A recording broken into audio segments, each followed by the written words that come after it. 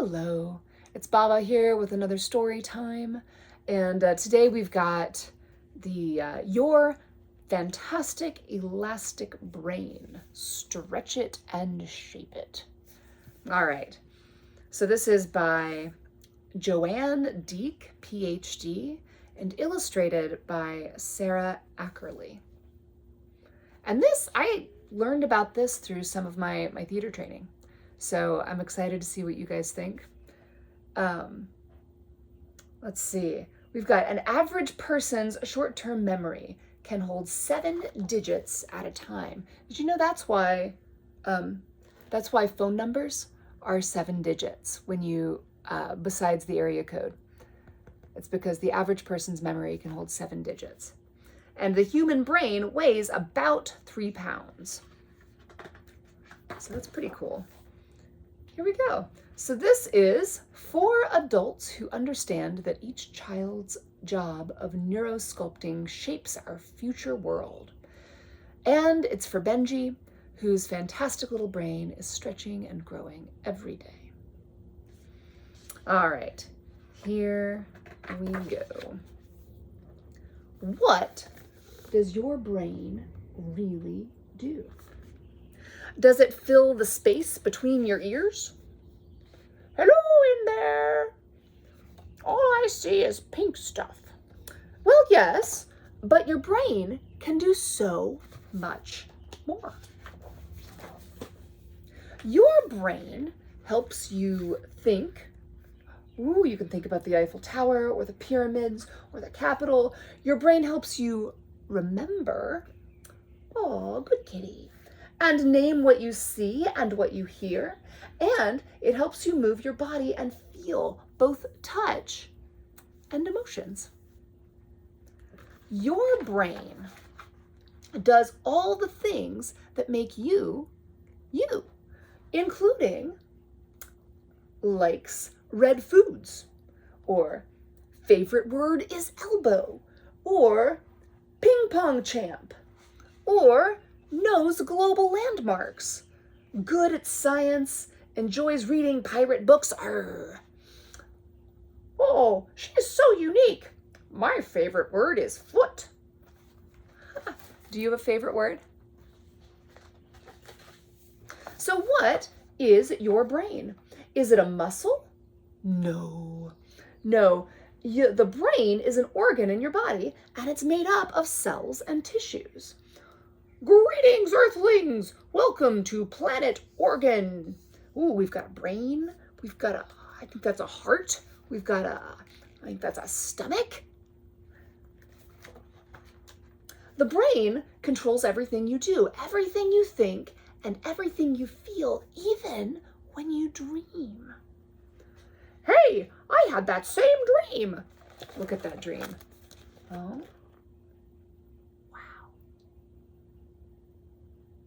Look at that. What do you dream about? Do you dream about organs and stomachs and hearts and brains? The brain has many parts that do all kinds of different jobs.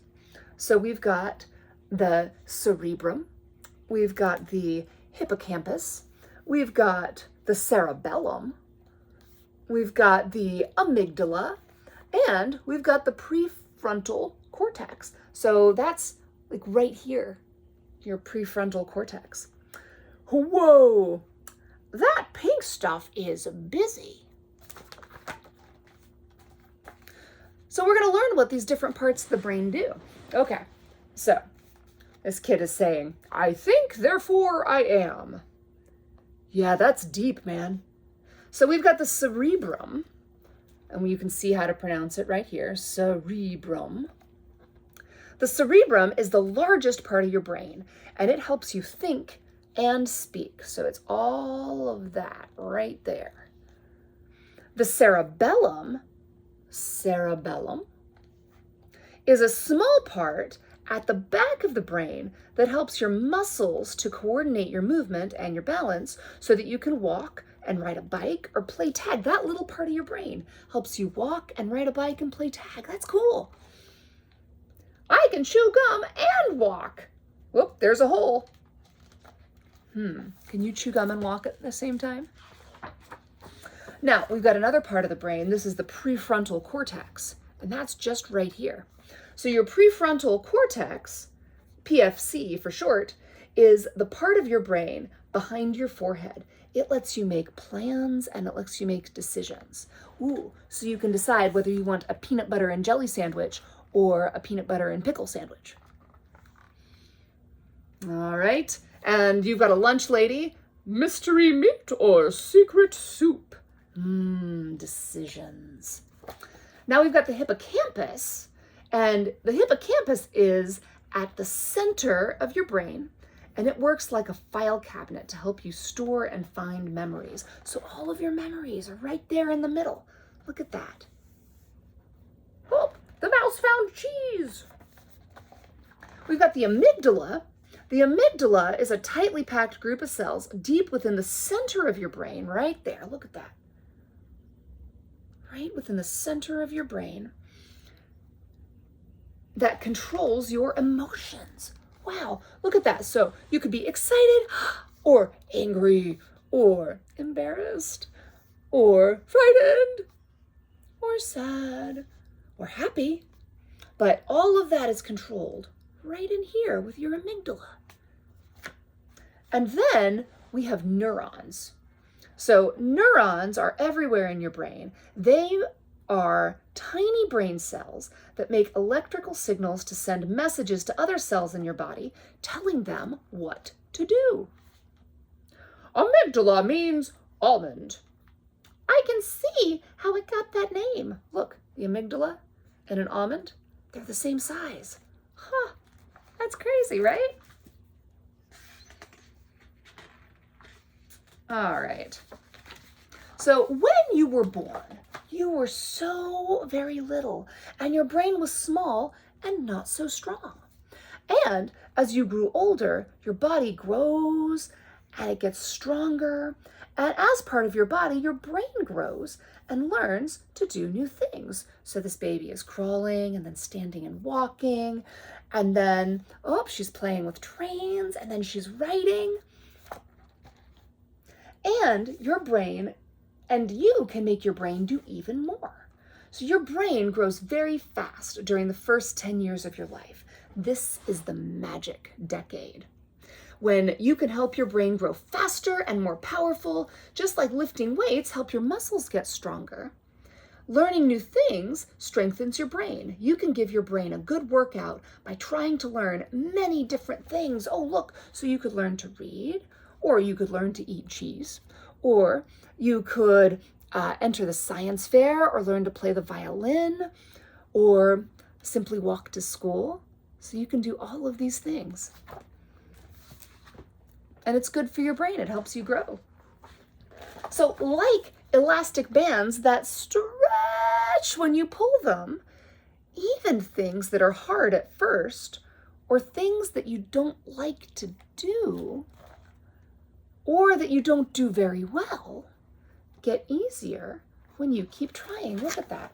So, might have been hard. Oops, she missed the ball. Oh, that might have hurt. But the more you practice, the better you get. So think about the first time you played soccer. Have you guys ever played soccer? Well, imagine it if you haven't, right? So think about that first time you played soccer. You probably couldn't kick the ball or make many goals, but as you kept going to practices, you learned more about the rules of the game and followed your coach's directions. The muscles in your legs and feet got stronger, your movements were more coordinated, and you could run farther and faster. Learning more and practicing what you learn let you play better and have more fun. And practice really does make perfect, or at least much, much better. So what are you guys practicing right now? Are you playing soccer? Are you practicing reading? So even when you make a mistake while you're learning something new, abracadabra, whoop, nothing yet. Poof, that's what she wants it to be. So even when you make a mistake while you're learning something new, you are still training your brain. You will remember that mistake and try something else until you get it right. So here she goes. She goes, abracadabra. Nothing happens.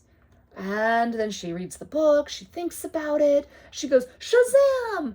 Oop, nothing happens yet. Oh, but keep trying. And then, hocus pocus. And she starts to get a rabbit. Ooh, that's pretty cool. Making mistakes is one of the best ways that your brain learns and grows. Wow, isn't that cool? If you aren't willing to risk being wrong, you won't take the chances that stretch your elastic brain. Wow. So in order to learn, in order to get better, we have to take a risk to be wrong so that we can stretch our brain and learn. That's pretty cool. So you can stretch the part of your brain that controls your feelings too. If you are frightened about taking a risk, like learning to swim, finding the courage to put your face in the water stretches your amygdala.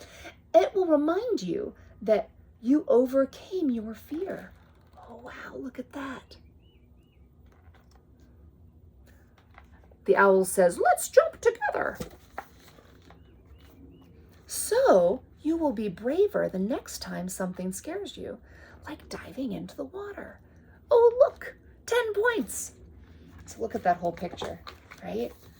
So you might start out here really scared, but eventually you might be there where you're diving into the water. Really brave. That's cool. So learning something new causes the brain to grow more connections among the neurons. With more connections, the neurons can send and receive more messages, and these connections help you stretch a part of your brain and make it more elastic so that it can hold even more information and more ideas. So how does the brain stretch and grow? A word that begins with neuro has something to do with the brain. A sculptor molds, shapes, or carves things out of clay or wood or stone. So you shape your brain when you make it bigger by adding new things you know and can do. You are a neurosculptor. You! Ha! That's pretty cool. So every time we learn something new, we change the shape of our brain. Isn't that cool? How did you do that? Neurons, my feathered friend. Ha ha ha ha. Did you know that you can sculpt your brain? That's pretty cool. So when you learn something new, you are building on what you have already learned. In the same way that muscles in your body work together when you want to lift a heavy object or kick a ball, the different parts of your brain work together when you're learning something new. So look at that. So she is playing piano by herself now, but she started out learning from her piano teacher. So she's building on that moment when she's living in that moment. The amygdala makes you want to learn to play the piano. The cerebrum helps you decide to practice. The cerebellum calls up the memory of watching and listening when your piano teacher showed you how to play a new piece of music. And then your cerebellum sends messages through your neurons to the muscles in your wrists, hands, and fingers so that you can hit the right notes. The next time you play that piece of music, the parts of your brain and body will know how to work together, and you will play the song much more easily. Wow, did you know that all of those parts of your brain are working together to get one task done? That's really cool.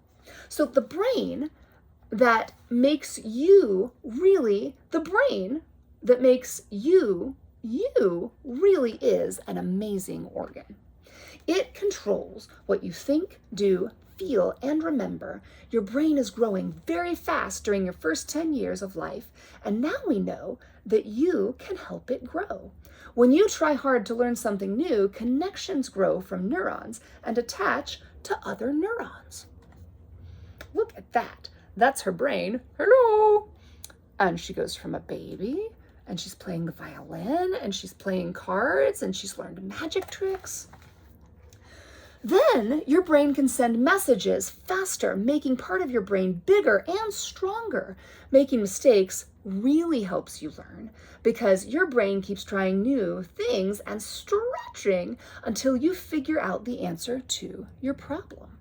You are shaping a more elastic brain when you learn new things that build on what you already know. Wow. The more you learn and think about different kinds of things, the more you can learn, know, and enjoy. The harder you try without giving up, the more you will learn. You really can train your brain to be fit and strong and to keep stretching and growing throughout your entire life. Wow, look at that. I mean, that just looks like they're having fun. More about the fantastic elastic brain. The brain is the most important organ in our body. It influences our actions, thoughts, feelings, essentially everything we do. Each of us has unique strengths. Some of us are stellar athletes who can run as fast as the wind, and some of us are phenomenal writers who always know just the right word to use. Some of us have huge hearts and make friends really easily. Each of these strengths relates to an area of the brain. If a particular skill comes easily for us, the corresponding part of our brain is already in shape. Our brains require exercise to stay in shape. Some of the skills that we are good at require less brain exercise, while those that we want to improve will require more brain exercise. Now, for the good news. We can strengthen our brain and learn to do new things through effort and through practice. And even better news, making mistakes is an important part of the process because when you make a mistake, your brain learns to identify what didn't work quite right so that it can try a different strategy the next time around. The anterior cingulate cortex, also known as the mistake filter in our brains have a mistake filter? Ha! That's cool. Is only activated when a mistake is made. Trying out new strategies leads to skill improvement and brain growth. So how can I help my brain grow? Each of us is a neurosculptor. Like a fabulous artist creating an original design, we are actively responsible for creating the design of our very own brain. Try answering some of the following questions to figure out where your brain has room to grow. Are you ready? Here we go. What things are you really good at doing? What are you really good at? Okay, question number 2. What things do you want to be really good at doing? Okay, so what are you really good at? And then what do you want to be really good at? Who do you know is really good at something social or emotional, like helping others or being kind to others? Who do you know who is really good at something cognitive, like thinking or being good in school? Who do you know is really good at something physical or kinesthetic, like a sport or doing something with their hands? Who do you know is really good at other things that I think are great? What has this person done to become really good at that skill? What can you do to become better at the things you want to be really good at? There is no way to design a brain either. We can develop our brains in all kinds of ways: social, emotional, cognitive, physical, musical, theatrical, environmental, and the list goes on and on.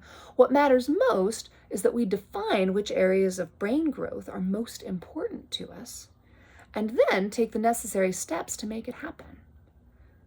So that's really cool. Like if you decide you want to learn something, all you have to do is practice and make mistakes and keep practicing. You just have to decide to do it, right? For more resources, including discussion guidelines, please visit littlepicklepress.com. Oh, we've got a little bit about the author. Here we go. So about the author, Joanne Deek, PhD, is an international speaker, educator, preventative psychologist, and the author of many books, including The Owner's Manual for Driving Your Adolescent Brain. She also works with parents, teachers, and other adults who work with children as a consultant to schools worldwide on issues of brain development and gender equity. About the illustrator, Sarah Ackerley began pursuing her dream of becoming a real-life picture book illustrator after earning her BFA from the University of Texas at Austin in 2004. To her delight, Sarah currently works as an illustrator and is also taking some time to travel the world and paint murals wherever she finds a needy wall. Visit Sarah on the web at sarahackerley.com. There we go. Look at that. They stretch their brains a lot. Is that why this is so heavy? All right, guys. I hope that you enjoyed the fantastic elastic brain. And I will see you next time. All right, Baba is out.